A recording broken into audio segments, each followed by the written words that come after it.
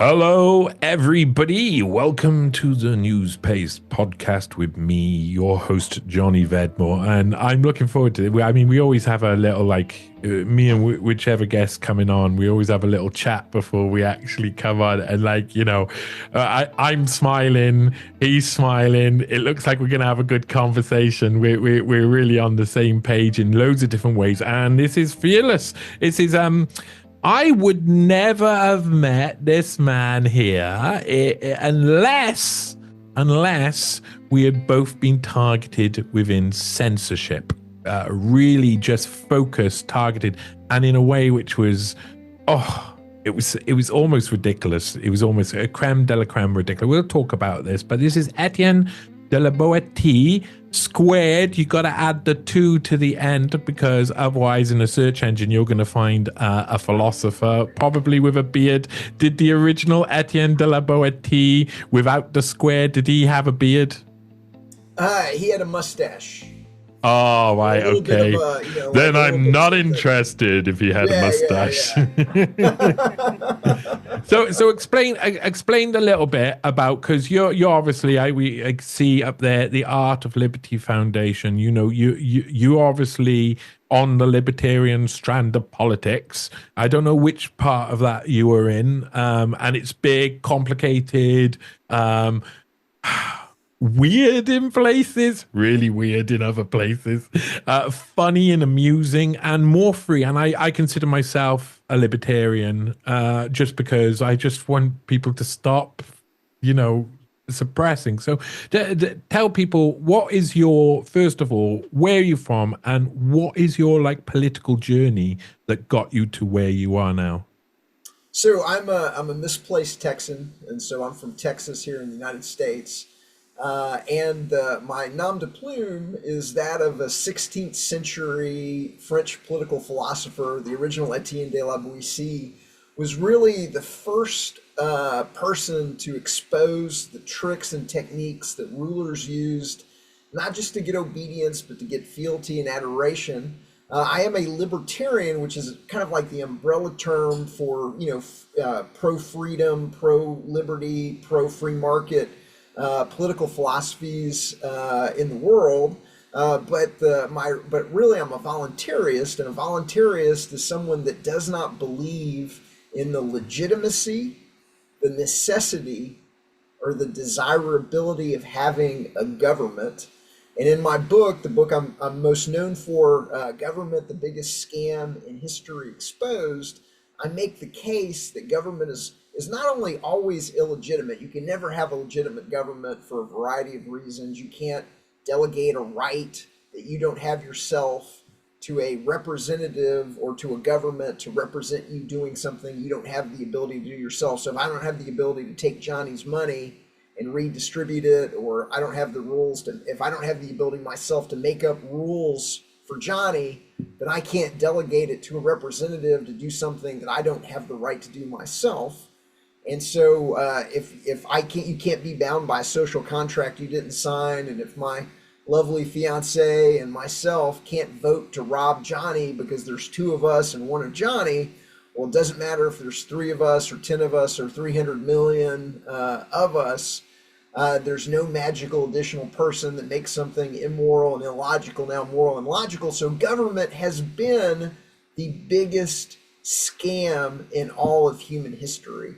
And so it goes back to monarchy. The monarchs were the original government, and I think once the divine right of kings wasn't playing in Peoria anymore, they tricked the population into democracy, thinking that giving the population the idea that they're somehow have a say in how they're being ruled. But the reality is they're always the rulers are always going to be able to fudge the ballot box and engineer the outcome because they have a disparity of campaign funds. They control the media. The subtitle of Government, the Biggest Scam in History Exposed is how intergenerational organized crime runs the government, the media, and academia. And my thesis, which gets to your intro on the censorship, is the number one weapon of the rulers is controlling the information that society receives. And so, not to give away the book, but it's the banks at the top. The banks are creating money out of thin air using a technique called fractional reserve banking. They're buying up the world with little digital dollars and little fiat paper tickets they create, and they're taking those fiat paper tickets and digital dollars, and they've bought up and monopolized the media into a small handful of corporations operating as a cartel. And so they're every single channel you're going to see government is legitimate, government is legitimate, government is legitimate. In the United States, we're notorious for making the government the hero in all of the movies and all of the television shows. So it's going to be the FBI agent or the CIA agent saving the world from the dastardly terrorists, or the president of the United What States. a bunch of bastards. Go on. Thank God for the government, man. Obviously, like every single movie, if it wasn't for Ryan bloody Reynolds, I mean, man, there would be nukes going off in every city if it wasn't for the government saving the day at the last minute. Yeah, I know. So that's how they get away with it. And then on the academia side, you go to the monopoly government school, the mandatory school, where they force you to learn. They teach you before you're old enough to really, question the morality and the logic yourself. They're going to teach you that government is legitimate, desirable, and necessary when you're a child. And then they're going to slip it to you as a religion. And so that's kind of what my new book, To See the Cage is to Leave It, is about. It's called, the subtitle is 25 Techniques the Few Use to Control the Many. But they're using all of the techniques of an unethically manipulative religion or a cult on the population surreptitiously. So you must know John Krychek's work as well. Oh, that name is so familiar. But I will send you a load of his stuff later. He did A School World Order was one of his books. But he is. I think you two should connect. I can't even imagine a better conversation. I can't even imagine a better conversation. I'm surprised we only coming across each other for the first time. I got a couple of questions from hearing that. I got a couple. Well, I get censored a lot. Yeah, so, I know. Well, join the club, man. I can't believe I've never heard of you. And I'm like, dude, we're in the same club. We're in the. They really, really don't like people who just say. If you're saying everything truth, all the truth all the time, you're hitting buttons all the time. You don't hit not every button, not everything you hit is it meant to be a button or is a button. But often we don't know that that's case. It just happens that we keep saying, we keep writing, we keep speaking, and then at some point, boom, you realize 2 weeks later, 3 weeks later, that's the button, and you I mean, for me, I already knew that our joint foe, you could say, or our foe that we have in common, is a lady who we've both talked about, and we'll get to that. But one of my first questions was, were you a punk or were you metal in school? I was a punk. I was a skater. Yeah. I recognize my own. I recognize my own. Yeah. I came up on a skateboard. Yeah. Me too, man. I loved it. I got arthritis in my big toes now, so it's a bit sad because but I can recognize a punk skater anytime. I was right in that scene. I'm in a punk band and everything. Loved it. I was listening to a little Black Flag last night, and the Sex Pistols are still on the rotation.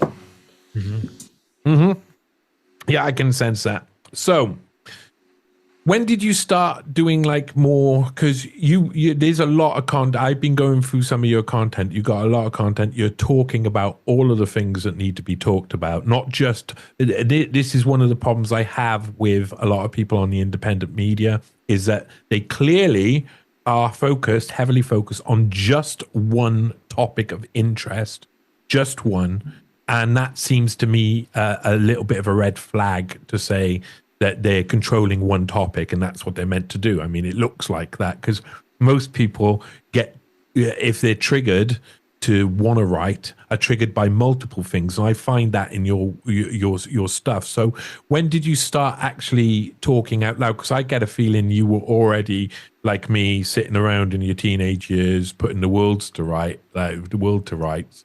But like, when did you actually? When did that change?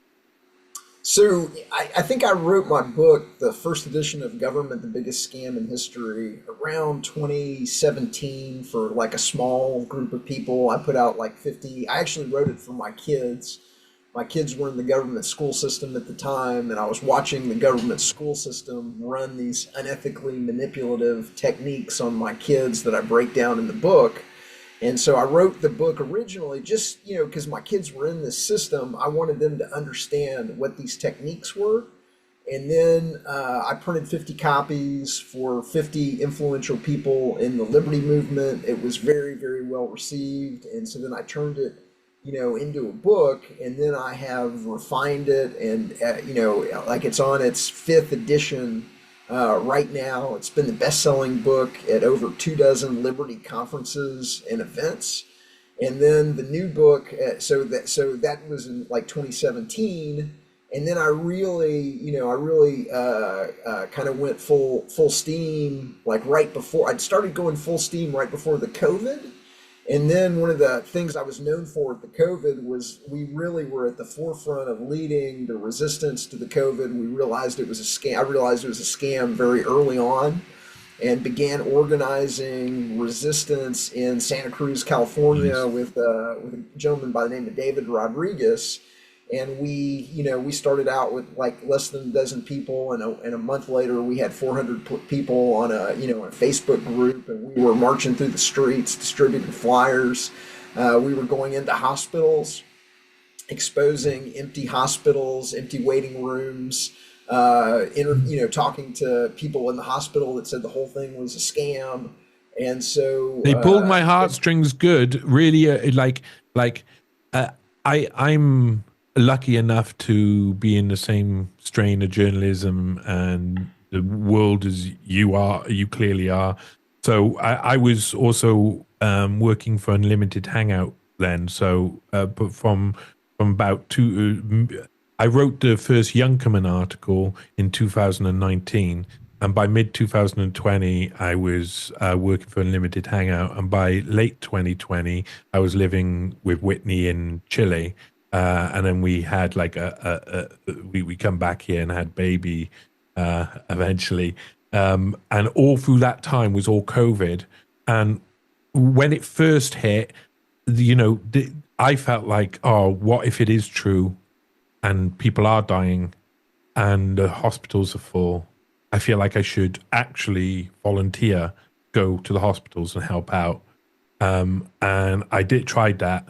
And no one got back to me at all. And I was like, nah, that's not right. And I live right next to a hospital. I saw the empty streets. I saw there was no one in there. I was walking around the hospital that's right across the road from me, all the way around, checking it out, seeing if there's no one around. It was clear to me there was a bit of a scam going on straight away. So I had all of that extra as well, because I also research big pharma and those things. So I had that luck, and I found there was hardly anybody around. How easy was it over there? Or how hard was it to actually organize the troops as you've done? So we had a blast. I gotta tell you. So we went into the hospital at the epicenter of COVID in California, in Santa Clara, which the LA Times said was the epicenter of COVID in California. And when I say there's nothing going on, I mean there was like tumbleweeds. Yeah. And if you know anything about the United States and how many Chinese Americans go back and forth from Silicon Valley to to China, if there was a COVID, if there was really a rapidly spreading epidemic, then Silicon Valley would have been the epicenter of it in California. And when I say that there was tumbleweeds, there was tumbleweeds. And so I put on a mask for about 17 times that I put on a mask during the entire time. And I went into, where they're doing the testing, and I take the mask off, and And the guy is like, what are you doing? And I'm like, well, I'm an investigative journalist, and we're trying to figure out if there's a pandemic going on here. And he looks like his hands caught in the cookie jar, but he was honest. It's like, no, there's like, we're not. I mean, he's like flat out, we're not seeing any pandemic conditions. We're not seeing any excess deaths, just usual and customary elderly deaths. He's like, we're not even testing that many people. He's like, like this was a Sunday that we went in there, and Saturday would have been busiest day. They had 8 people that came in just to get tested, and he just flew. And like I walked out of that, and this isn't a tent, so they'd set up the tents and everything like that, the overflow tents, and like there's just a bunch of people in moon suits pretending like there's a pandemic going on, and like after talking to that guy, and this was in March. I walked out and I'm like, this is the fakest thing. Like, there is no way, if this was a real pandemic, that this hospital would not have been full. And so anyway, I just knew after walking out of that conversation that the whole thing was as fake as could be. Did you have a similar experience over in Texas or in America in general, where with us, they did put do not resuscitate on elderly care home patients? Is basically no one should be resuscitated if they go into any trauma, and that of course boosts up the number of deaths that happened around that time. Did you have any of that going on? Really, really super dirty tricks? I don't remember when we discovered that it was the protocols that were doing the damage. It was sometime in kind of mid to late 2020, I think, is when we realized it was how they were doing it with the protocols and the ventilators and the loneliness and the isolation and the throwing elderly off of their schedules and the remdesivir and everything else. I'll tell you what I did, though. I was in 20 states in 2020 organizing resistance. I was in 30 states in 2021, and we were talking to like I was running something called the Thick Red Line Project, where we were trying to stand down the cops so that they would not enforce the lockdowns, which I viewed as economic warfare against the population. And so we're trying to stand down the police, and we would invariably be brought in by a community group. Mostly it was conservatives. It was generally the Republican, like the conservatives or the Republicans or the patriots of the town, whatever. They were always the cool kids, like that aren't going along with it and everything like that. And so a lot of times they had a relationship with the sheriff, and they would have these resistance groups, and the resistance group might be 20 people, the resistance group might be 100 people, the resistance group might be 500 plus people. And in that resistance group, there would be doctors and nurses, and I talked to dozens and dozens and dozens of people in 20 plus states in 2020, and in 30 plus states and 31, probably more than anybody else in the country. And then also calling my own personal network of friends that were either emergency room doctors or regular doctors or nurses or EMTs or whatever.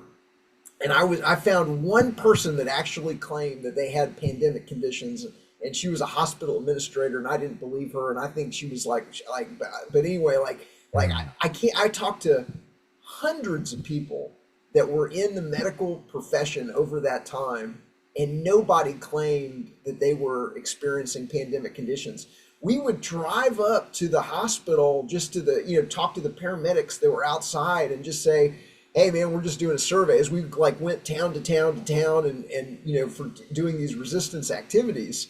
And the EMTs would shake yeah, we're not really doing anything, or I think the whole thing's a scam, or we would get, all these different comments where I was never able to find a single hospital where an employee actually claimed that they had pandemic conditions, besides this one woman who I ran into at a park.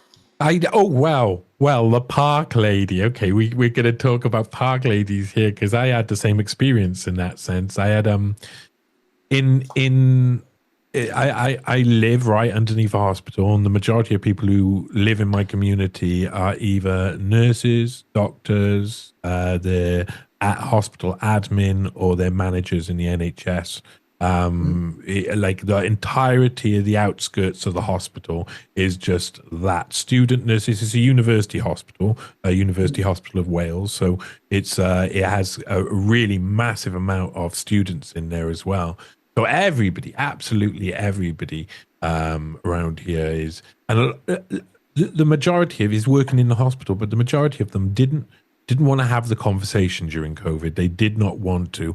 It's even now, a lot of the people who work in the hospital, they're reticent. They talk to me sometimes whispering in the park about their experiences, but they don't. Their whole manner and tone is that of someone who does not want to confront properly and is ready for it to happen again as well, and it to be enforced again on another occasion, and will repeat the same thing because they were in the middle of it and they realized, oh, there is something wrong here, but we are here to try and help people. So, that's basically the thing that evil people use every single time, is this feeling that you want to aid your fellow man in some way. They tug on your heartstrings and then they kill your fellow man, which is usually what they do.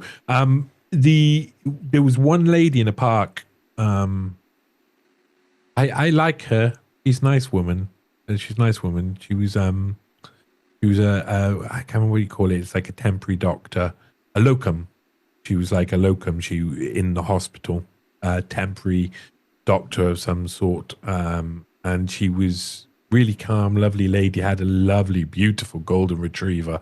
Absolutely lovely dog, Mila. Walks off the lead like my dog, but that's really rare for a big golden, gorgeous. So I always like speaking with her. And during COVID, we talked, and I didn't believe what she said to me. I didn't believe I was in the part, but she was quoting stats that I know had jiggery pokery. There was things going on with those stats. They were represented in a certain way, but didn't take into account certain things, left certain things out.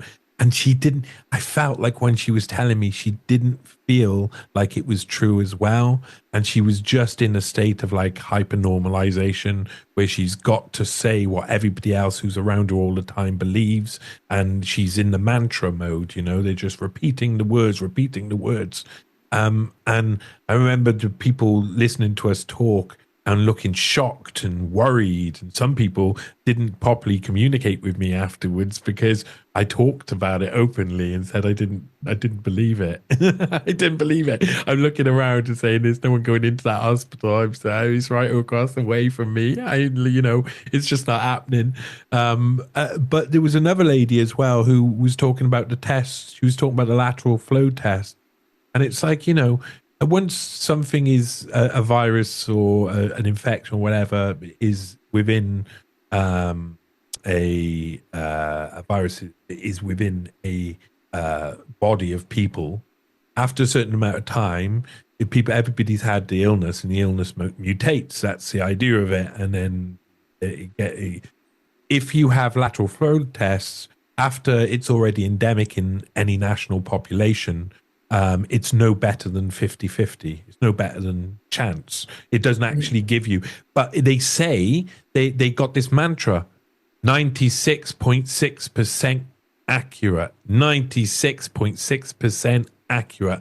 If, in context, it's not a pandemic or an epidemic. It's not in that situation. And they were using these tests in ways where you could see how they were tricked. And I was having conversations with them, and I realized through COVID, there was some battles within my own community I just couldn't have. It would just cause rifts, anger. In another situation, it might be useful not to have those people completely wanting to tear me apart because of any belief they think I have. It was a very hard. Did you say you traveled around and you did a lot, or you at least were very proactive? What about your base? Did your friendship group have the same views as you on it? So no, well, it was mixed. So among my libertarian voluntarist friends, Almost all of them understood that it was a scam, that it wasn't it wasn't what we were being told. And so kind of among that group, yes, among my family and among my kind of non-political, not really paying attention, getting your news from the television, they were falling for it. They were going, they were, and it caused all kinds of personal issues in my life. The my family, I think some of my family eventually came around. I think they know that, they may not want to admit it, but like I have a feeling that they understand that the whole thing was a scam. And nobody likes to get scammed and nobody likes to get tricked. And so, I think a lot of people are having a hard time in dealing with and accepting that they got scammed and they got tricked and they Ego, made ego, ego, decisions. ego, ego, ego Yeah. everywhere. Yeah, and they made decisions that might have hurt their loved ones.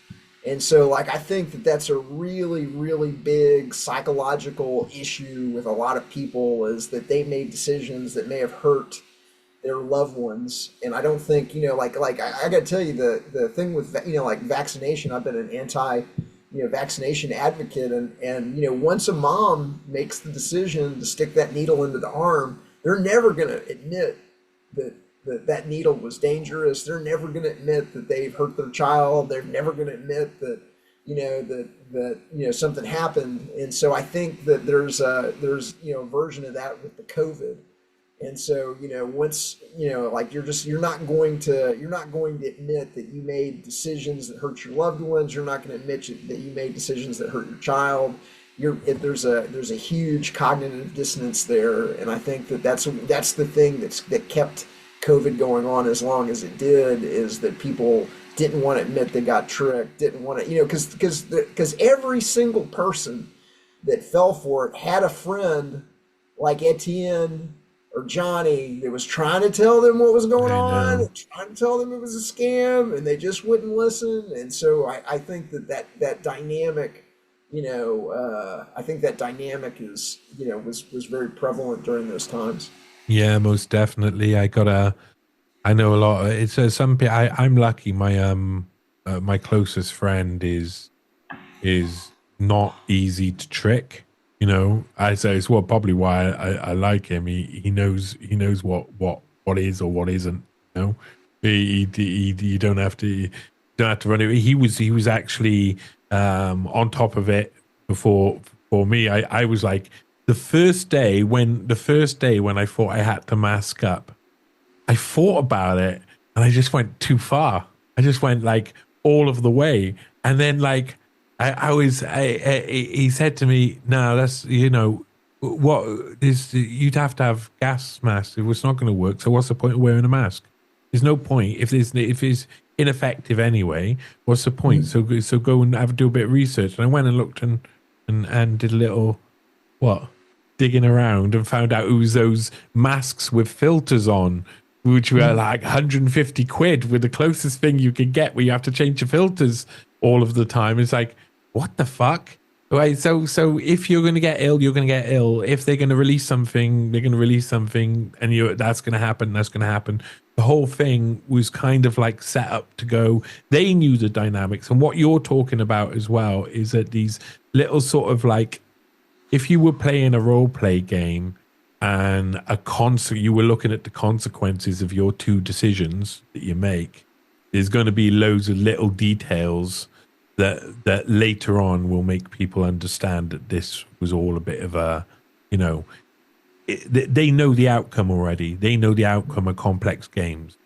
So off COVID. I mean, COVID has passed now. What's your main focus on investigation? So after the two books, the thing I'm best known for is a monograph. I intended to turn it into a book. I was actually working on kind of the fifth edition of Government, the Biggest Scam in History, and I was going to try and incorporate breakdown of the scam of the COVID. And then that investigation just took on a life of its own. I thought it was going to take me a couple of weeks to do. It ended up taking 6 months. and I released it as a monograph that you can find at artofliberty.substack.com. But the investigation that came out of that was entitled "Solving COVID: The COVID-19 Eugenics Vaccine Drug Scam Timeline." And in this investigation, I take the COVID back to I don't start the timeline at when COVID was declared. I Lovely. start the timeline at the founding of the eugenics movement, which a lot of people aren't familiar with, but it was very fashionable in the 20th early 20th century, Oh, my friend. among all of the industrialists and robber barons and crony I capitalists and cannot believe the Rockefellers and conversations we're gonna have. I cannot believe it. My first, the place that I was drawn to was late 1800s, early 1900s. To a guy, actually, I tried to focus on the British aspect of it, and a guy called Reginald Farrar, who set up one of the first international symposiums in China on viruses and vaccines, and all of the vaccine manufacturers came round during the Manchurian plagues, of the plague in Manchuria in 1910, 1911, just before the Japanese took over China as well in that year, and everything changed. And then Kitasato Shibasaburo was the guy who wanted to see how to like use with trapping in villages of Chinese people and infecting them with plague or with illness, and watching if they tried to get out, they would be killed, watching how their societies work. So such an interesting, like, history is everything. So where did you start? What led you back first? I know what led me back, but what led you back to going back to that part of time? So what they called the Spanish flu, a lot of people don't realize this, but that started on an American Army base, part of Fort Riley, Kansas, called Camp Funston. And at Camp Funston, the Rockefeller Medical Foundation was doing injections allegedly for meningitis, but literally the son of John D. Rockefeller's right-hand man, William Gates, is running an injection campaign at Camp Funston. If you've ever seen the picture, the kind of the most famous picture of the plague is an American Army hospital where there's hundreds and hundreds of beds and there's just all of these people. That was at Camp Funston.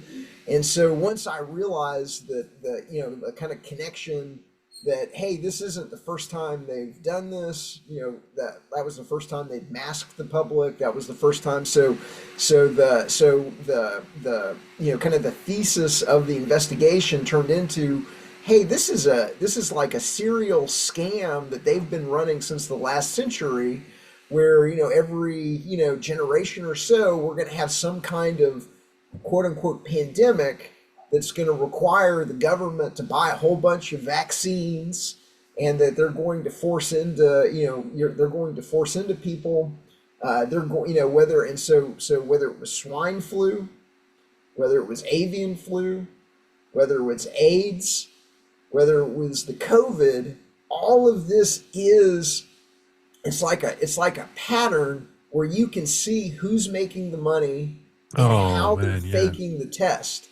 And so with like AIDS, I think part of the reason why I didn't fall for the COVID immediately is I'd read a book called Inventing the AIDS Virus by Dr. Peter Duesberg that had a foreword by Carrie Mullis, who invented the PCR test. And I'd read that decades ago, and I realized that AIDS had been a scam, and they'd never really been able to isolate they'd never been able to isolate. Have you ever seen Nick virus. Petoskey's stuff? Have you ever seen Nick Petoskey? I know, and the name isn't even familiar. Again, someone who I've come across, who I've become friends with over time, who did a presentation for me on all from AIDS virus from start to finish, and it just a completely extraordinary story behind it all. I mean, this what we're talking here is a manipulation of viruses and illnesses over a long period of time. because where you're starting, like Spanish flu in 1917, there was a couple of things. There was that sleeping disorder that people got from about 1914, 1915 too. And if you go back in time, these same groups, the League of Nations, the Yes. Yeah. Rockefellers, a lot of these guys are all funding people to go around and uh, collect as much information about disease and see what spreads. See what spreads. My investigation into the Manchurian plague went back to learning about in Manila.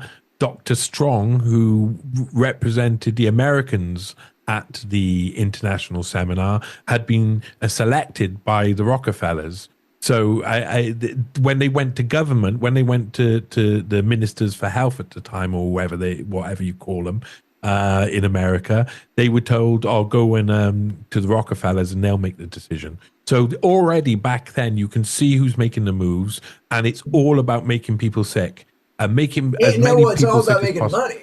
Yeah, It's all about, hey, same thing, eh? we're going to make it look like that there's a pandemic, and then we're going to sell the population vaccines. The vaccines are going to make it worse, or the therapeutics. In the case of like in AIDS, it wasn't a vaccine; it was AZT, and so then the therapeutic is going to make it worse. We're going to Haffkins point, prophylactic was one of the yeah, yeah, ones in the thing.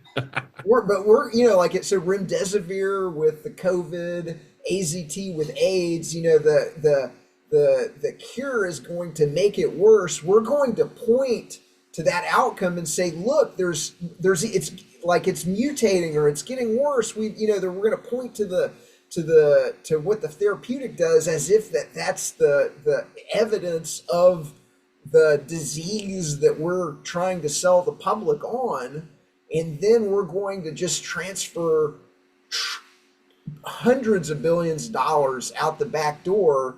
We're going to buy vaccines that we don't need. We're going to stockpile them at BARDA. So there's a group within the Pentagon that stockpiles vaccines. And so every scam, they're going to buy hundreds of millions or $1 billion worth of vaccines. They're going to stockpile them until they expire, and then they're going to stockpile them again. They're like there's so many different scams like going on, simultaneously. There's been over $35 billion that the NIH has spent on AIDS research with absolutely nothing to show for it. Oh, 100%. they got a Where lot did of that intelligence to show for it. They That's a got a lot lot of of money. Like uh, $35 billion is a lot of money. And so, I mean, my thesis is that, not only is government illegitimate, but government is essentially being run as a criminal enterprise out of Washington, D.C. and London and wherever. And so we're running government on the population that gives us the ability to control information. Because, I mean, if you take a look at like whether it's the COVID or AIDS, you've got a top-down hierarchical control of health information coming out of the WHO, the CDC, the NIH, the NIAID, and then because of government, that information is allowed to be pushed down to state state health departments, state surgeon generals, county and city and town health departments.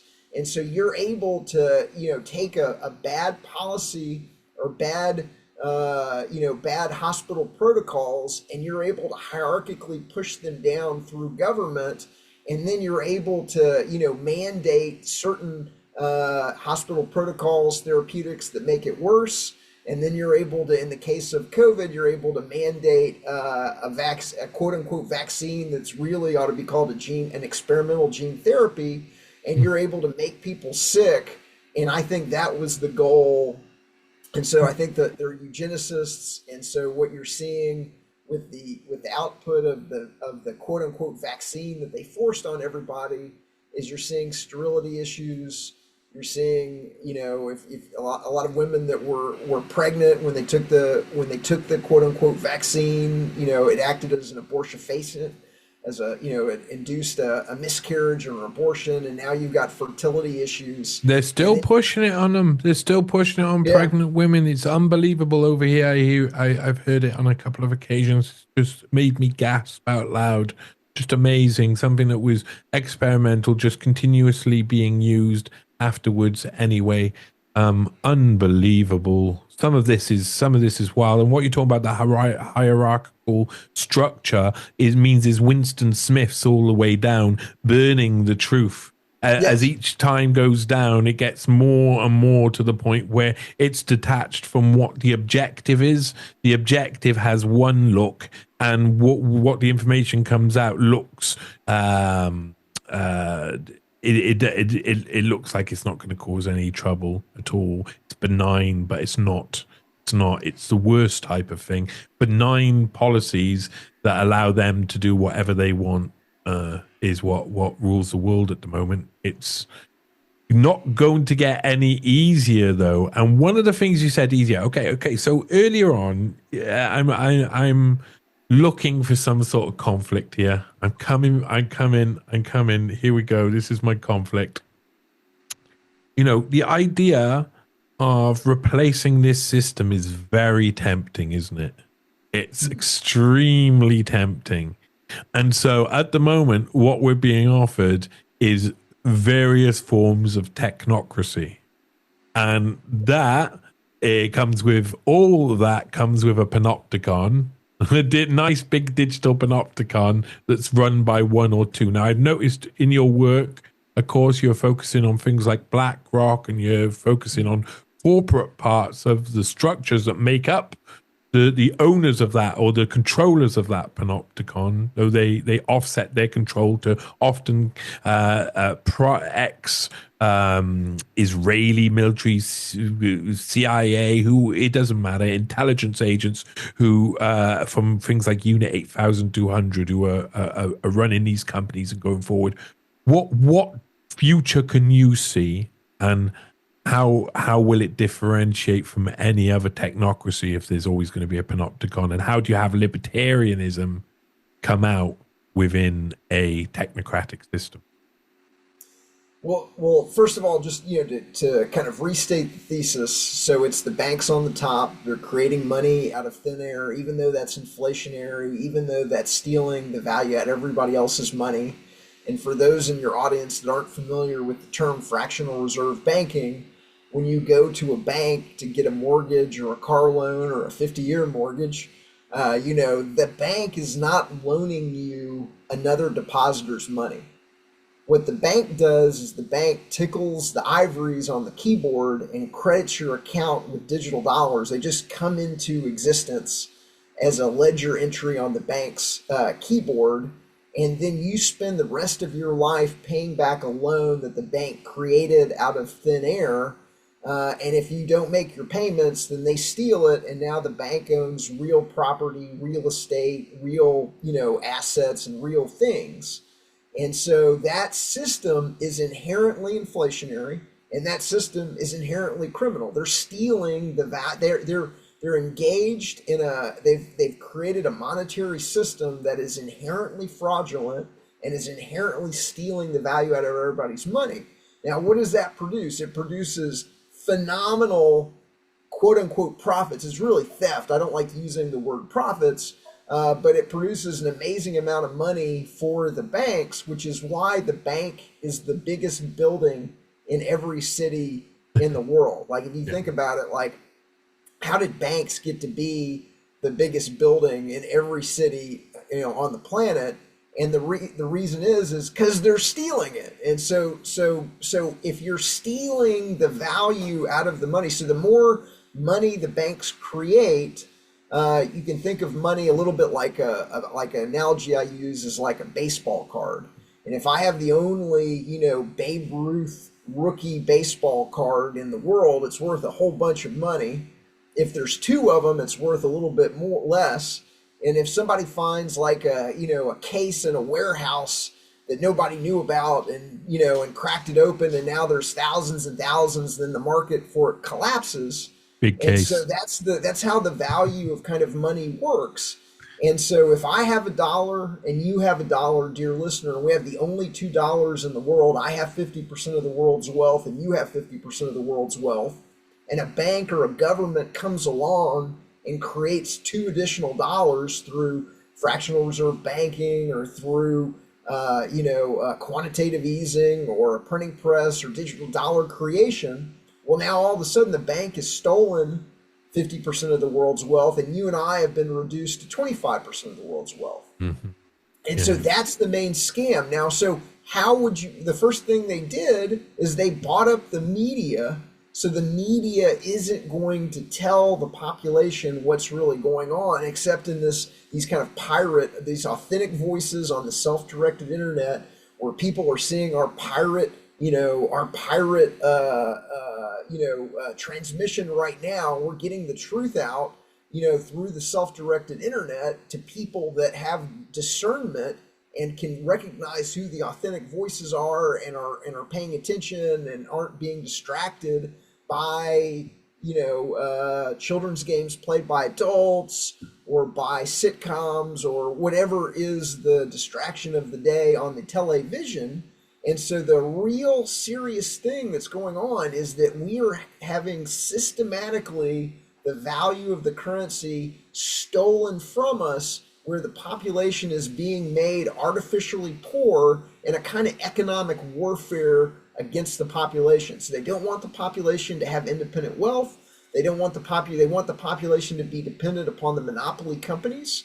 And so what they're doing is they've been providing, they create these tickets out of thin air, and they provide unlimited capital to a handful of corporations to monopolize and consolidate their own interests. So they're creating the money out of thin air. They're giving it to certain companies. Those companies are buying up and consolidating their industries. And that's why you have the Fortune 100 and the Fortune 250 and the Fortune 500. A lot of times, not every single member of the Fortune 500 is a member of this cartel, but you can see and you can kind of tell who's trading together and who's putting stuff in the food supply to dumb down the population, and which companies are making harmful herbicides and pesticides that are being sprayed on the crops, and you can figure out who's kind of who. But that monopoly system, that creating the monopoly winners, they're being bought up, and the ownership is being managed by BlackRock, by Vanguard, by State Street, by other kind of equity players, and then the C-level executives.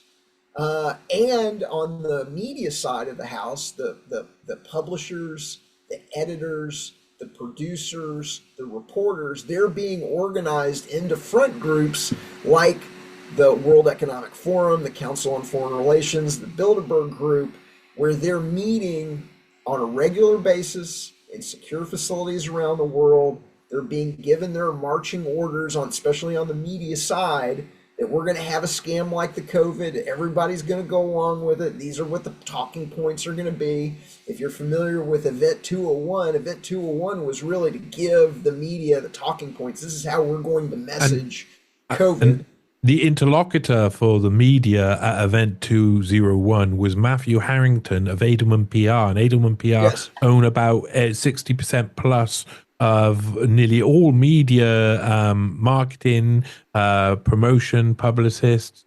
everything you can imagine. Loads of different arms, loads of different organizations set up, of course, by Daniel J. Edelman, who was in psychological operations during the American side of World War II against Germany, and went on to actually do a deal with the Colonel, and I think they helped with the stealing of McDonald's. I can't remember. But then Richard Edelman took over and became one of the point men for Klaus Schwab at the World Economic Forum event, where they have the Edelman Trust Barometer, it's called, where they investigate where the trust is least and most, and always seem to give an award to Saudi Arabia for being a really good open country, which is a very bizarre little two-step. Go on, you want So to say something? one of my theses is that the most powerful weapon in organized crime's arsenal is this control of perception. Can we control the information that society receives, whether it's on the COVID or on 9/11 or on how just and munificent Saudi Arabia is, or whatever it is.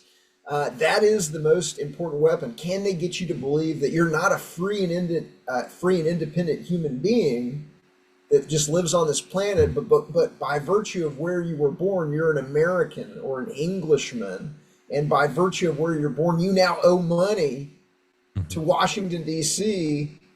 or to London. And not only do you owe money, but it's your duty to pay the money. Yeah, It, yeah, yeah. it's it's it's good to pay the money. It makes you a better person. You're a bad person if you don't give the money. And so that really that is the most powerful weapon. We were It's talking very earlier powerful. about like who gets censored. So the number one thing that gets censored is that government is illegitimate on its face. That's there's two things that they do not want the population to know, that you will never ever hear discussed on the monopoly media, or you will never hear discussed on the mainstream alternative media, okay, which is the controlled opposition, the quote unquote alternative media, which is really controlled opposition. The number one and number two thing that I want you to know is, number one, government is illegitimate on its face. It's impossible to have a legitimate government. The whole thing is immoral. The whole thing is illegitimate. It's illogical. It doesn't make any sense. And then the number two thing is that we don't really need government. That everything the government does would be done better, faster, and cheaper by the free market. That everything except redistribution, and which is immoral on its face. But everything the government does, mostly what the government does is provide services, whether that service is delivering the mail or armed protective services that they call the police, or dispute resolution that they call the courts, or running air traffic control, or running hospitals in the NIH in the UK, or whatever it is. All of these services would be better provided, better, faster, and cheaper by the free market. Those Yeah. are the two things that are being purposefully hidden, purposefully censored, purposefully they're being demonetized, they're being deplatformed, they're being de-indexed, they're being, it's called freedom of speech without reach. It's being censored. It's like, that's the thing they do not want people to know, is that government is illegitimate and we really don't need it. Yeah, spot on. And I made when you were talking there was multiple points where, and we'll go back around in a circle from what you started off there. The during the Edge dinners and events, which were run by John Brockman's organization, which was really focused. Like, the idea of it came with a load of people who like the idea of information theory anyway. So believe in the exchange of information is just the perpetual motion of knowledge and activity and action. Nothing happens unless you put information in, and everything has an equal amount of information that comes back. In from cellular level all of the way up to every other single different. And they were obsessed with this idea that if they then control all the ideas and control all of the debate, of course. And some of that was represented in the Edge courses. And of course, 2008, I did an article called Epstein and Musk, the Third Culture. And they did a joint conference or seminar of like 8, 9 to 12, 13 people who were all the top dogs in YouTube, Twitter, all of the boys are there, people like Jeff Bezos and Salah Kamango of YouTube, Evan Williams, who was the head of Twitter, are there, Daniel Hillis and other people who were really genetic scientists. What can they be used for in the world? It's when they're surrounded by eugenicists and funded by eugenicists. What could a genetic scientist possibly be? used for. But the 6-part masterclass that year was headed by Sendil Malnathan and Richard Thaler, who was, of course, of the nudge units of the behavioral insight teams of how to manipulate people by using psychology without them knowing that they're being manipulated via the social media platforms that these guys were running. Elon Musk is, of course, there as well. This was all funded by Jeffrey Epstein. Same next year when Musk put on a joint edge SpaceX expose masterclass on synthetic genomics, transhumanism, and the step towards transhumanism. That was also funded by Epstein. Now, within the 2008 course, one of the 6-part masterclass that they taught on each day, one of them was the psychology of poverty. It was really about how, and Sendil Malnathan, I've said it a couple of times, he says at the beginning of it, and these are all recorded, so you can actually go and listen to them, you go watch them yourself. They got the full minutes of every single one. It's all on the archives as well, so you can read all the minutes of every single part of the class in detail, everybody who says everything. And I advise people to do, I think it was class 4, was the psychology of scarcity, they called it. And Sendil Malnathan says, hey, we don't like poverty. Poverty isn't something we want, but there's a lot of interest in psychology to be had there. And we live in just a perpetual them using the poverty against us, because obviously, the system you're talking about lends to what's the best mechanism for them to use. That what do we all have in common that one targeting mechanism can reach, or can and what is best when we want to use psychological warfare on these people? What state do they need to be in? It has to be impoverished. It has to be impoverished. But you said something there which I'm trying to struggle with now, because I came from a left-wing background. My dad was a steel worker he was a wire tester for bridges in the big Allied Steel and Wire metalworks. And I always grew up on the left. And the idea, like clause 4 of the Labour Party, when that was taken out, that kind of like the left was defeated. That was taken out under Tony Blair in 1999, I think. And it was basically, we'll always look to nationalize, etc. And that nationalization was kind of like the idea of we can keep redistributing wealth in some way.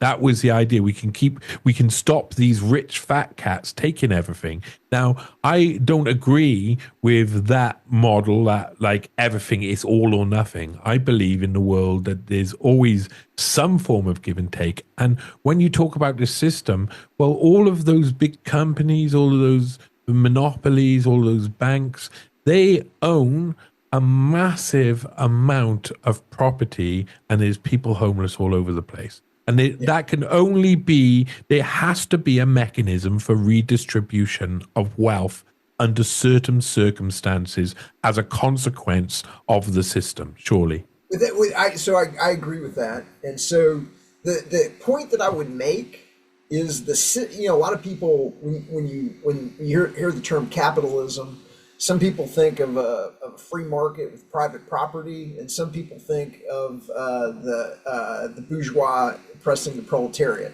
Mm-hmm. And so we don't have free market capitalism. What we have is something called crony capitalism or cronyism. In economics, the technical term is cronyism or crony capitalism. And so the world has evolved in a way where it's technically an oligarchical kleptocracy, okay? And an oligarchy is ruled by a few, a kleptocracy is ruled by thieves. And so what we have is an intergenerational organized crime system centered around banking and central banking that has stolen and monopolized the world. And that needs to be rolled back. But And I like I've got some ideas about how to do that I don't want to talk about because I haven't fleshed them out, and I don't want to think. But I will say that you're right, that we've got to get that there needs to be a clawback, okay? And if you're not familiar with the term clawback, clawback is when there is a theft or when there is stealing, that there's a mechanism to go and get that back from the people that stole it. And so I agree with you 100%. But moving forward, we've got to eliminate the potential and the future potential of banks and corporations to steal money from the population, redistribute it to themselves, and then bring in a technocracy to control the population that has been robbed and impoverished in a kind of economic warfare against them. And the technique that was used to rob and impoverish the people is government. There would not be fractional reserve banking without government. There wouldn't have been a COVID scam without government and the ability to hierarchically control the information that the NIH and the health services received. There wouldn't have been trillions of dollars of unnecessary warfare, based on the lie of 9/11 without government. There wouldn't have been 9/11 without Wait a government. minute. This 9/11, it was an inside job, you say? I'm shocked. Shocked. I can tell you're shocked. Shocked. It is shocking. So we've got to get rid of government. And also, you don't want to, there's a karmic debt to supporting government. So like one of the things, I've got a new book coming out in a month or so called Voluntarism, How the Only Ism Fair for Everyone Leads to Harmony, Prosperity, and Good Karma for All. And the good karma piece of that is if you're advocating for government, whether you're advocating for left government or right government or Trump or Kamala or Keir Starmer or Nigel Farage, whoever it is, you're trying to impose your ruler on your friends, your neighbors, your colleagues. It's never going to turn out the way that you want it to turn out. It's always going to be worse, and then you're going to be to blame for it. Versus kind of what voluntarists understand is the world is a self-organizing system that produces spontaneous order.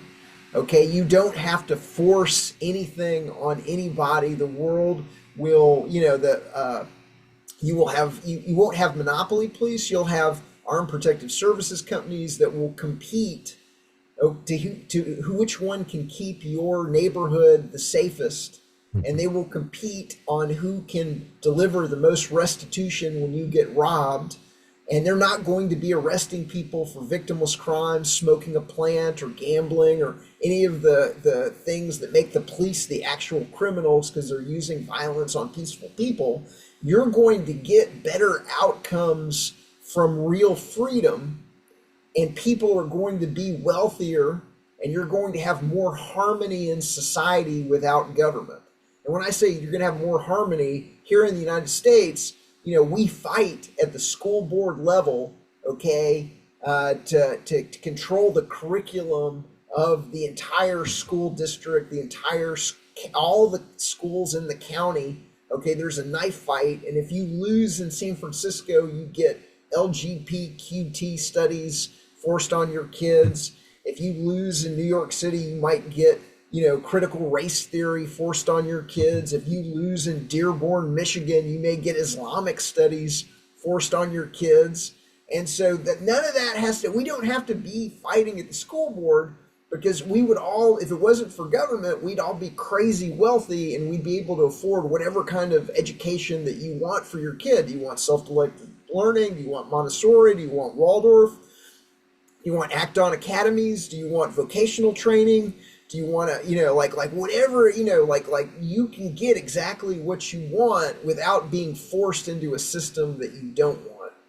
So that's the good, I guess that's the good news message of the Art of Liberty Foundation. That's the good news message of my work, is that I agree with you. We've got to claw it back. But when this system collapses, because they've stolen all the value out of the dollar, we have to make sure that we reboot on real freedom and free market money, and that no bank gets to create money out of thin air, and that they, because the first thing they're going to do is buy the government and the media right all and over again, and we're going to be the exact same spot.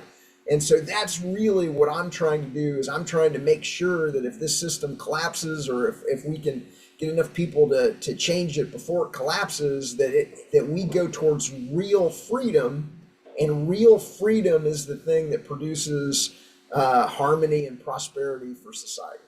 Now, one of the things I'm thinking there is I'm thinking, okay, you've not everybody has the ability to accept a challenge of a difficult question, and I think you can accept a challenge of a difficult question. It's something I've been thinking about because I spent a long time like marveling at the whole LGBTQI plus stuff.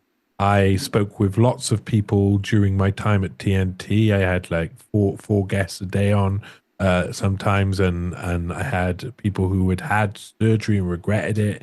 I had people who were trying to fight against the whole imposition by the state of a educational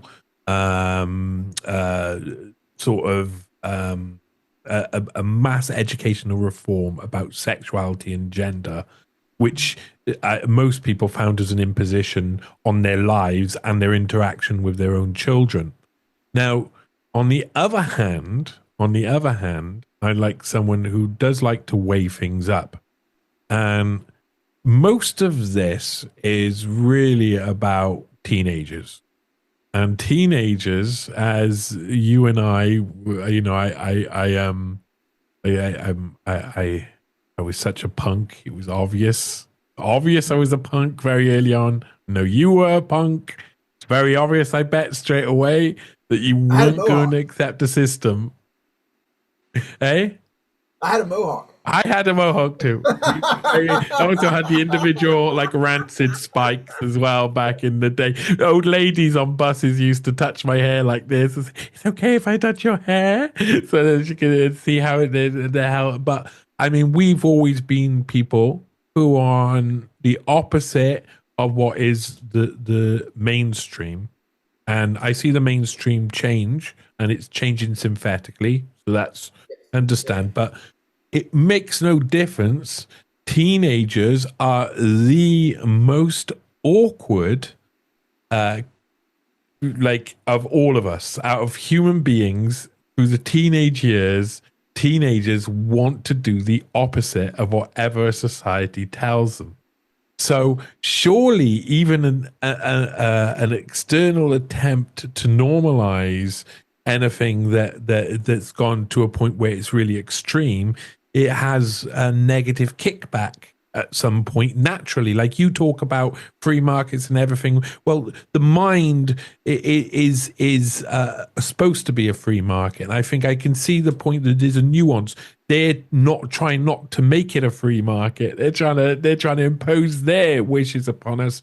But at the same time, the actual like how it comes out in reality is always much more human, I find, because most of the people I know who have got kids who consider themselves on the spectrum or whatnot, it might be a load of tosh to you and I, but it gives them some sort of like harness and anchor into how they're feeling about a very complicated world. Because a lot of the people who I think consider doing like changing their bodies back when I was kid would have been like, called butch lesbians and stuff like this, and there's a lot of that. There's a lot of just human nature. It was always the same, and I was always accepting of people, and people are always odd.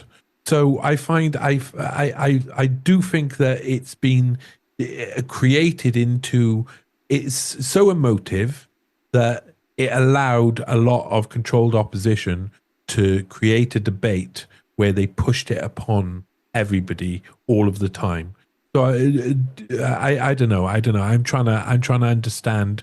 In a sense, it's like how you claw back it also means we need to change the way we perceive a system and how we interact with the system. If there has to be a method for some form of redistribution of the stolen wealth and the kleptocracy, that's the same ideologically speaking, isn't it? So, so I think there's a couple of different. I was sensing a couple of different questions. I think one of which was around the artificiality of LBGQT and about how kids are being steered into what I would argue is something called cultural debasement. Mm. And the short answer to that part of the question is, if this is a slavery system, it's a tax slavery system. And so if you add up in the United States, if you add up all of the taxes, the overt taxes, which is we call the 1040, and what you pay to the federal government and income tax, that's probably somewhere between 25 and 36%, depending on what tax bracket you're in. But in the United States, we also have a gazillion hidden taxes. And so every time you get a gallon of gasoline, every time you pay your cell phone bill, every time you pay your cable television bill, every time you get an airline ticket. I went to London a couple of years ago. I tell this story a lot. The ticket was $1,200. The taxes and the landing fees and the COVID fee and everything like that was $800. And the actual ticket was $400. And so a lot of people just don't realize how much they're paying, every time you get a beer, if you're a smoker, every time you buy a cigarette or a cigar, if you're like, it's endless here in the United States. In Europe, I know you have the VAT, which is even worse because it's hard to even calculate because there's so many different, times they're hitting all of the different inputs at different rates and everything. And then you have the inflation tax, which is we're stealing the value out of the dollars that you both earn and you save.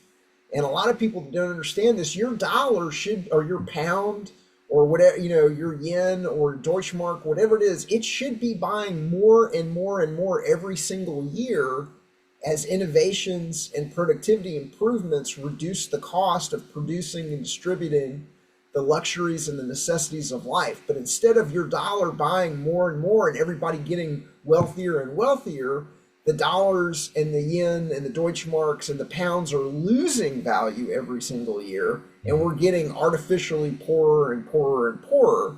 And so, so that is producing a slavery. And if you add up the overt taxes, the covert taxes, and inflation, it's over 50% of the average person's income in the United States is going out the back door of taxes. And we haven't even hit the estate tax yet.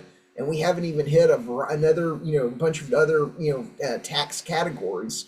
But that is slavery. That is the same as if they made the population work every single day in January, February, March, April, May, June, okay, for the government, and you didn't see any of it. And then they're handing it out the back door on vaccines that you don't need to get, or weapon systems that we don't need to fight wars based on lies and manufactured intelligence. This is being stolen kind of over, or being handed to banks in bailouts and stimulus, or being handed to the airlines to go along with the COVID, or whatever, or agricultural subsidies for ethanol, or whatever it is.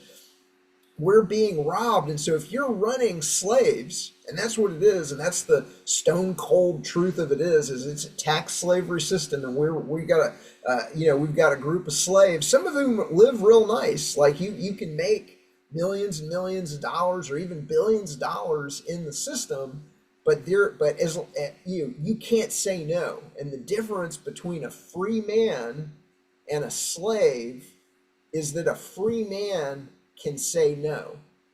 And that's the stone cold truth of the situation. So if you're running slavery on a society, you don't want the slaves to be moral and upright.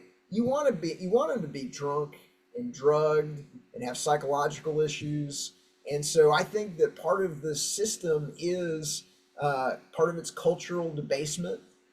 So we're going to have, 50 different television shows on tattoos to get people to, tattoo themselves and everything. And I don't know if you, like, it was just amazing. There was like almost nobody had tattoos. And then probably 30-40% of society had tattoos. And whether you have a tattoo or not, I'm not saying that something negative about tattoos. What I'm saying is that was brought in with television shows that promoted, and you get to sit down and you get to tell your story of why you get the tattoo, and they popularized things into the culture, whether that's tattoos or LBGQT or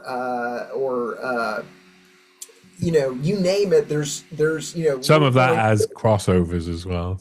it has crossovers, and again, everything goes back to eugenics. And so with the transgenderism, in my solving COVID, the COVID-19 eugenics vaccine drug scam timeline, I actually break down how a memo from the World Population Council to the head of Planned Parenthood, where they broke down, like, we'll put sterilants in the water, we'll popularize homosexuality.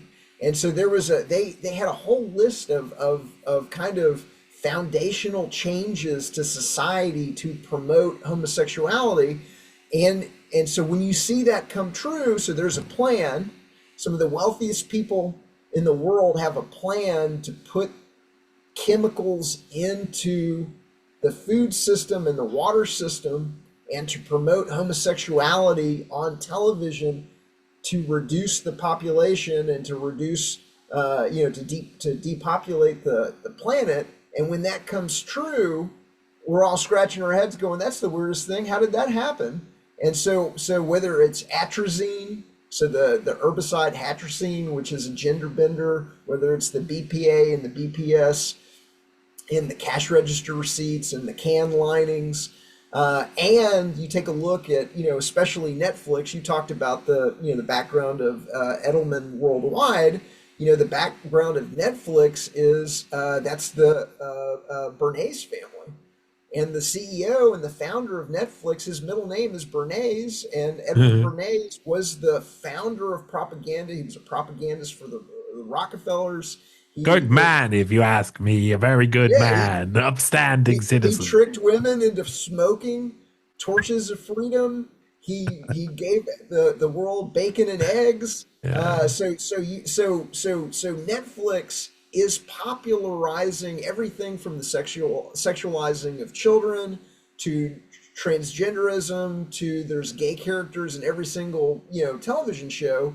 Again, so if you go to the COVID-19 vaccine drug scam timeline, you can actually see the memo that would describe the exact thing that we're seeing today in the culture, being kicked around by, again, some of the wealthiest people on the planet. And then a lot of those fortunes of the eugenicists, especially the Rockefeller and the Carnegie fortune, those fortunes were left to foundations that continue the work of eugenics today. Yeah, so like the Wellcome Foundation was neck deep in the COVID. The Rockefeller Foundation had a plan to get vaccines from airplanes into arms. The Rockefeller Foundation, and not just the Rockefeller Foundations, but John Hopkins. And the Wellcome Trust. I've done a lot of work on the Wellcome Trust, exactly. Which of course George Wellcome was exactly from the same thing. I mean, I think there's a second biggest organization who does what? I'm not quite sure what these guys even are, what they consider. They were what a lot of the officials used as an arm, a conduit, so they didn't have to take accountability or responsibility for COVID and actions during COVID. Edward C. Holmes was the first person to transcribe COVID into English and was based in Fudan University when they originally had the outbreak. You got Jeremy Farrar, extremely influential man who's now taken his seat at the World Health Organization's top table, but has worked for them all. Every single person that you will name that's related to this, Jeremy Farrar has had a bit of the table here and a bit of a table there. Richard Sykes, Neil Ferguson, the boys who know how to run roughshod over all of the safety measures that should be in place to protect us from people exactly like them. And they all come from these sort of organizations, these big, they're proper, they do more than just, I see these guys much more as interlocutors between the people who want to make money and the people who want everything to be unaccountable, you know? Well, I think what I think is that the people that are creating the money out of thin air and that are controlling the media, there has to be a talent development program. And so this is the Rhodes scholarships on kind of Maybe. the British Anglo-American Empire side.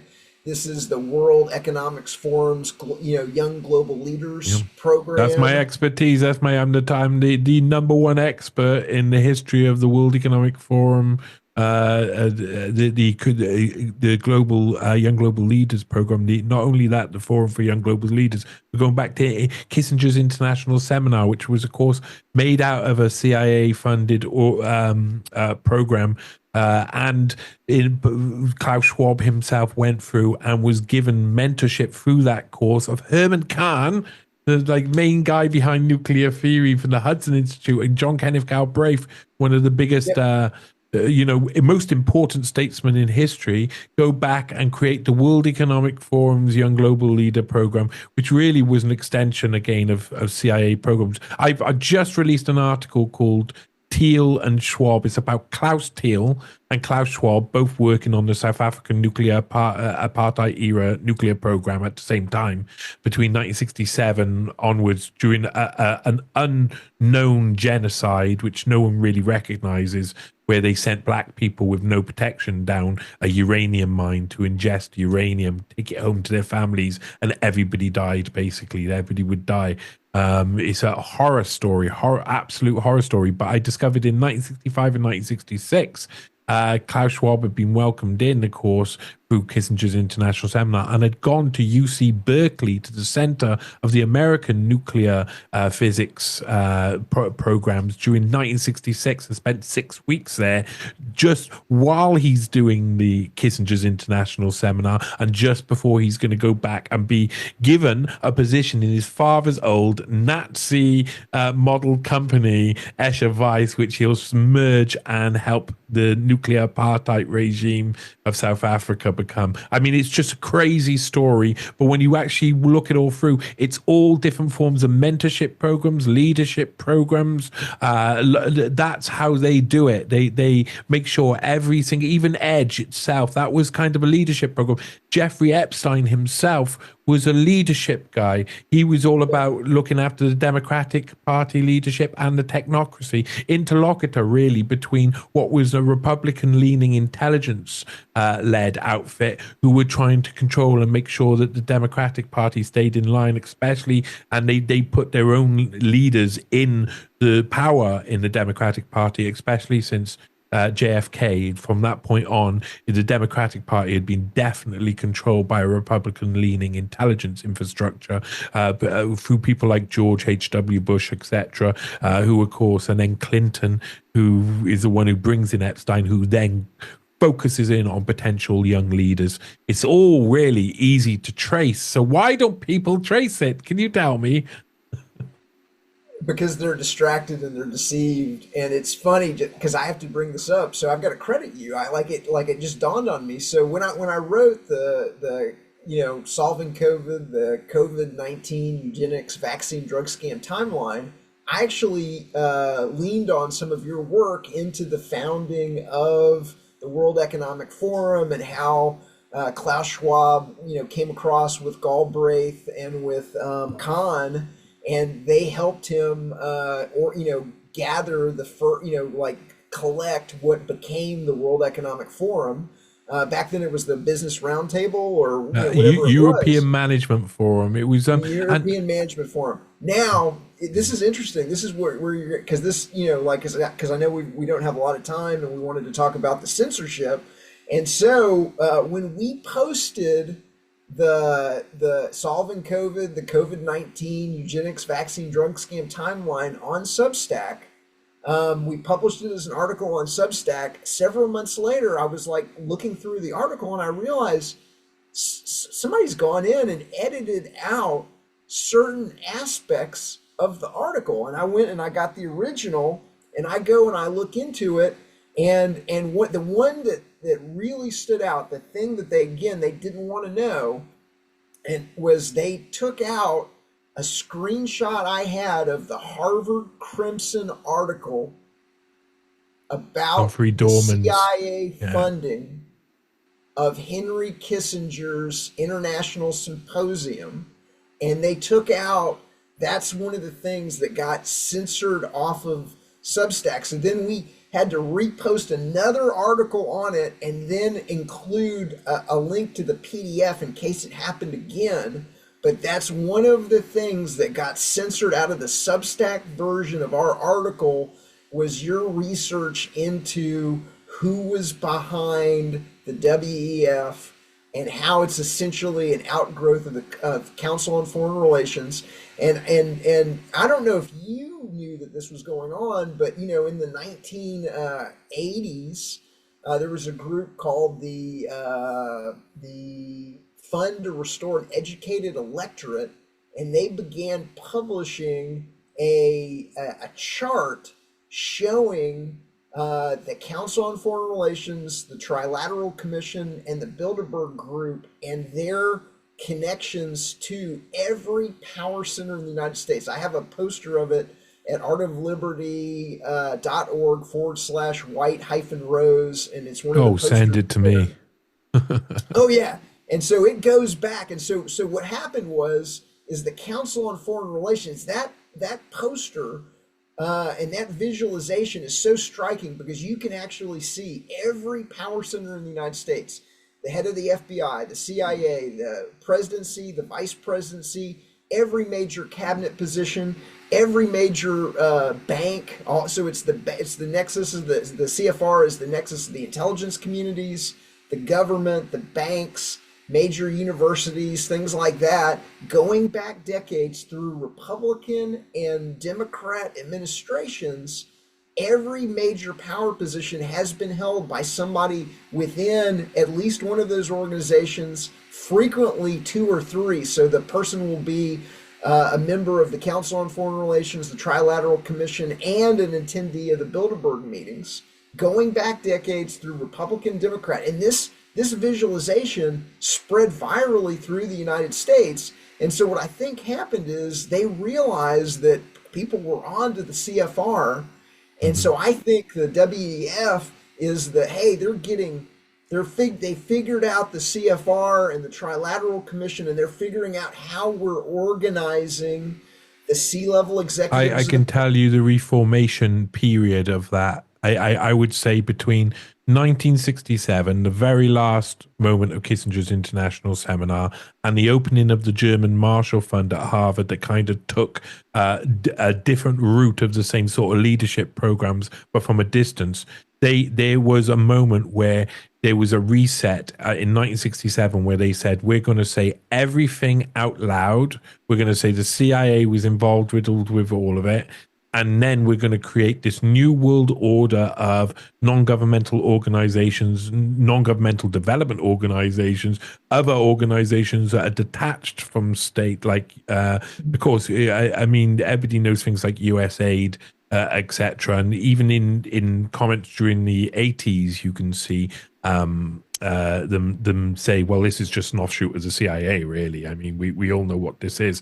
But during that period, between that time, there became a point where you should look at. The fourth of the Schwab series was Guido Goldman and the German Marshall Fund. Guido Goldman was the son of Nahum Goldman, who was one of the founding fathers of modern state of Israel and was one of the leaders of all the big Zionist organizations back in the past. Of course, 1945, UN gave him an office within the buildings of the UN to lobby for a state of Israel from the off.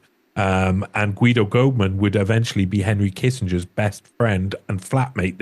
They shared flats everywhere. Guido Goldman used to bring lunch to the White House to Kissinger, organized his 50th birthday party that happened just after Watergate and stuff. There's some hilarious. It almost looks like an Odd Couple sort of relationship that would be a brilliant comedy skit. But during that time, there's this reformation of the CFR. I think if you look at that Guido Goldman article, have a look at the first day of the opening of the German Marshall Fund.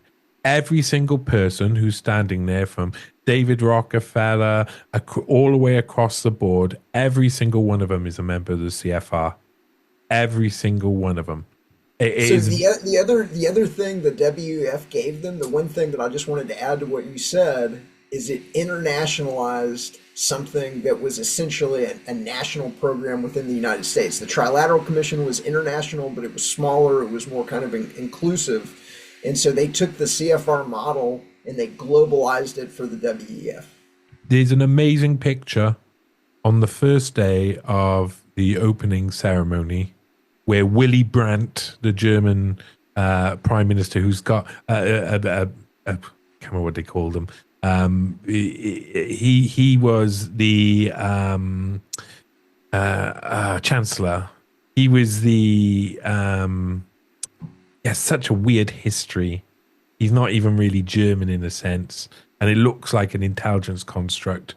And he gives a load of money to Harvard to create the German Marshall Fund, which loads of people know afterwards is just another an arm, an unaccountable arm of the CIA. He gives a load of money from Germany for them to do activities in Eastern Europe on German behalf. And that is like the way that they get funding. The CIA get funded from other governments to do protection work and to create this racket of non-governmental organizations. And I think it's, what we're seeing there is America, we've decided what we want the world to look like. We've started doing coups. Now let's industrialize it in every way possible. Let's get our tentacles everywhere. And the way for that was one step up from what had been before of just the CIA doing it surreptitiously. But they needed a shop front. They needed a face that people can go to and say, oh, I need help in developing this or developing this in this country, which would be beneficial to you too. And that was all from about 1967 and that reset onwards. And that reset was highly linked to the creation of Israel. The 6 Day War and the creation, the expansion, not the creation, the expansion of Israel during that period. I mean, that's when Israel, an American audience went from being fairly pro-Palestinian and finding it horrific what was going on to suddenly being behind Israel and it being really and the American deep state saying we are definitely fully behind Israel. Even most of the members of the CIA, people like Kermit Roosevelt, Virginia Gildersleeves, other people like that, Dorothy Thompson, they were very they were anti-Zionists and they were constantly actually pushing out this is the wrong way to go. But 1967, everything changed. And I think that's the point when the CFR became really like I suppose it's like a corporate directorship sort of role within every single part, every facet of this panopticon. So I agree with everything that you just said. And I think that, let's talk about the censorship because I know we're short on time. Yes. And let's talk about what brought us together. Most definitely, because I mean that is something that's very, very super strange. I just to run down for people really quickly. For people who know and don't know, I've been in a 6-year battle since first releasing the Younkerman articles with Nicole Younkerman, a previous associate of Jeffrey Epstein and Peter Thiel and now Elon Musk, etc. She's got her fingers in all the pies. Her current legal advisor was previously the legal advisor to Lord Jacob Rothschild. Just before, he went from Lord Jacob Rothschild over to her. She's also married to Count Bracetti Peretti, one of the richest and most powerful men in Italy, head of the API oil family, and there's been a censorship battle, and she's had roughly about 20 something plus 25 plus pieces of my work and other people's work that I can count so far taken offline through interim court injunctions, which are meant to lead to a defamation claim in court. But she's used an interim injunction 5, maybe 6 times. I think there's a new one out now, but 5 times against me without ever taking me to court for defamation, because she wouldn't be able to do it anyway. And I've been trying to make sure that I can garner as much evidence for this, because I am going in legal battle against her. I've put in a letter before action and told her that I'm going to sue her for the 6 years of censorship, and I explained the details of all my allegations to the company. I have to say, for a woman whose baby was christened in the Vatican, a week later, the Vatican got in contact with me and asked me to come to Rome. Just saying that. So, which is is like a weird experience. It could be unrelated. It could be related to the stuff I do on Zionism and Gaza, especially. Some of my work on that it might be the reason why a certain bishop wants to speak to me. But still, they're very powerful people in Italy. She has used every legal mechanism to censor me. And recently, Substack, I applied to Substack for all of the information. That I have a right to reply, so I needed to know all the information. They sent me everything. I'm really happy with Substack in that sense, even though I'm pissed off that they still took the article down and they hadn't actually checked, dotted all the I's and crossed all the T's. You know, they'd left out a load of things. But I'm really happy with how they actually went through a process with me to give me an opportunity to be heard, and the stuff got reinstated. The actual 4 posts got reinstated, but during that period, they sent me a list of people who Michael Oakes had sent them a PDF showing different supposed defamation and DMCA claims against various people. And that got given to me. So I suddenly knew there are more people than me that Nicole Youngkerman is targeting. And one of them, sir, is you. Why would Nicole Youngkerman be targeting you? It's funny. So I have not investigated her directly, but we have something. So the Art of Liberty Foundation publishes something called the Daily News from the Art of Liberty Foundation on Substack. And so we have a variety of Substacks, and one of which we're curating the best of the alternative media. And so we frequently syndicate your work and the work of other, what we believe to be authentic voices and important articles and things like that. And so it's a way of targeting you indirectly through me. But what I wanted to throw in is this is kind of what I was talking about earlier, that the most powerful weapon is this control of perception. And, you know, one way is to control the airwaves of the monopoly media so that you're able to broadcast out, you know, Netflix cuties, or you're able to control the information that society receives overtly through what you're broadcasting at society, where you're controlling the narratives in Hollywood by paying off the directors and the producers and the thing. But the other aspect of that is the ability to censor information, whether that information is somebody goes into our Substack and deletes out aspects of our investigation into the COVID, or whether that is to wage lawfare on investigative journalists like yourself to have that material taken down. This is what I'm talking about. This is the most powerful weapon in the world, and this is what the CIA has been doing since it came out in 1976 in the Church Committee hearings, where it came out that they had hundreds and hundreds of reporters and editors, you know, on the payroll, and that they were using those reporters and editors to put stuff into the information food chain or to censor information on the editorial level. And so this is an example of that, and I wanted to reinforce that and just kind of, wrap it all up in a bow to point out that this is one, we got brought together by one aspect of this program to control the information that society receives, whether they do it through lawfare, whether they do it through owning the editor of a thing, whether they do it being able to go into the back door of Substack and delete out aspects of our article. This organized crime system is controlling the information society receives so they can be tax farmed, robbed, and controlled by government. Totally. And I just want to say one more thing that connects those things as well. I comes up in my brain quite a bit, but it was 1971 that the New York Times was being sued by the State Department. They were in a battle the State Department had been censored by them. They were not allowed to report certain information connected to Vietnam War.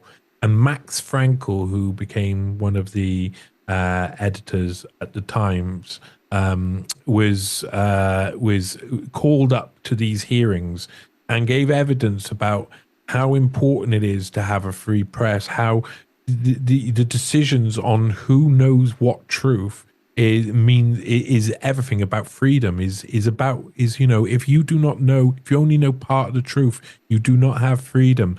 Freedom is knowing everything and having your own choice to make the decisions yourself with your own cognitive ability and with all of the context to everything, however horrible, however silly, however mischievous it may be, however bad it is for someone who's really powerful and famous, or rich or wealthy or influential.